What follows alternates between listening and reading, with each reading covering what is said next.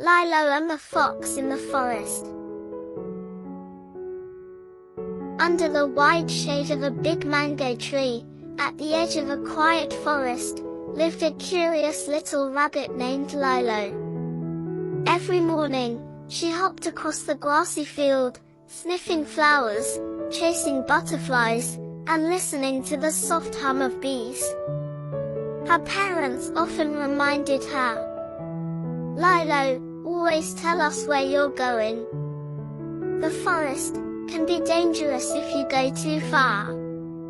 Lilo would nod, but deep inside, her curiosity whispered louder than warnings.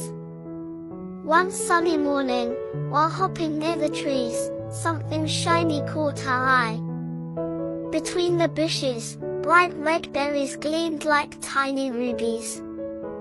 "Wow, wow, those look delicious," she whispered, her nose twitching. "I'll just go and pick a few. I'll be back before anyone notices." Without telling her parents, Lilo slipped quietly into the forest. Sunlight flickered through the tall trees, the air smelled of damp earth, shadows stretched longer with every step, and the forest felt bigger, darker, unknown. Then, a smooth, low voice echoed, "Looking for berries, little rabbit?" Lilo froze, her heart pounding.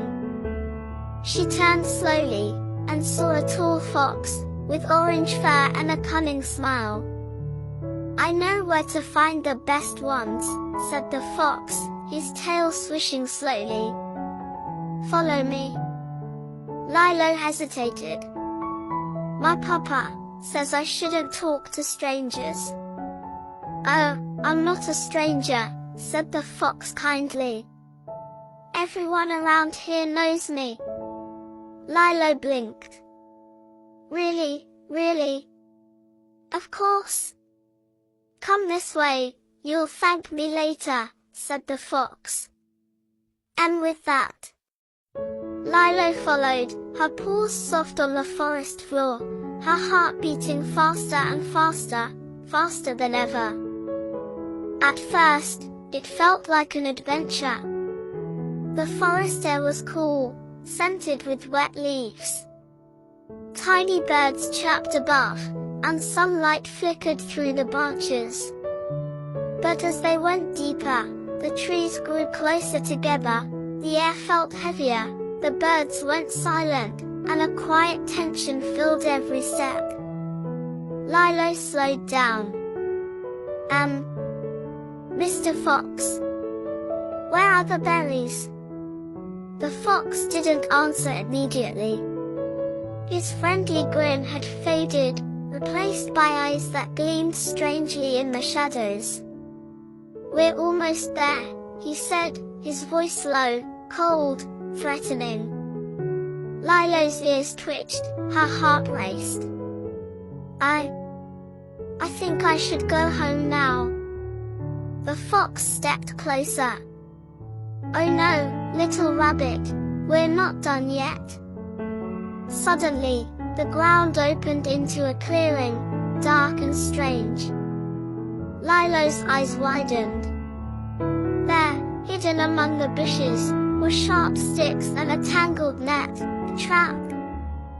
Her stomach churned, her legs trembled. She saw shadows moving in the clearing, wolves, their eyes glowing, waiting hungrily. The fox had lured her straight into danger. Crack! A branch snapped behind her. Lilo jumped. "Wait, what is this? What is this?" The fox hissed in frustration. "Run, if you can." With all her strength, Lilo leaped to the side, narrowly avoiding the trap. She tumbled over some roots and scraped her leg, a little blood, but she was alive. The wolves growled, snapping their jaws, but she sprinted into the forest, away from danger, her heart pounding faster than ever.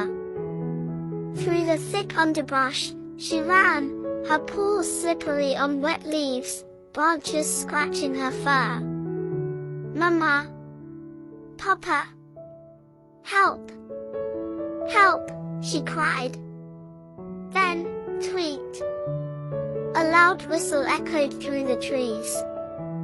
LILO froze. Ears standing tall, eyes wide. It's Papa's whistle. "LILO! Where are you?" came a familiar voice from the distance.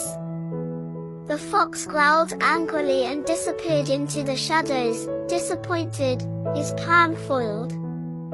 Through the trees appeared Papa Rabbit, Uncle Tuto, and several forest animals, squirrels, birds, even a small deer, who had joined the search. "LILO!" Papa Rabbit cried, scooping her up and holding her tight. "We were so worried. I almost didn't make it," LILO whispered, trembling. Papa Rabbit smiled gently, brushing dirt from her fur. "Oh, my dear one, next time, always tell someone where you're going. And never follow strangers, no matter how kind they seem." LILO nodded, tears in her eyes.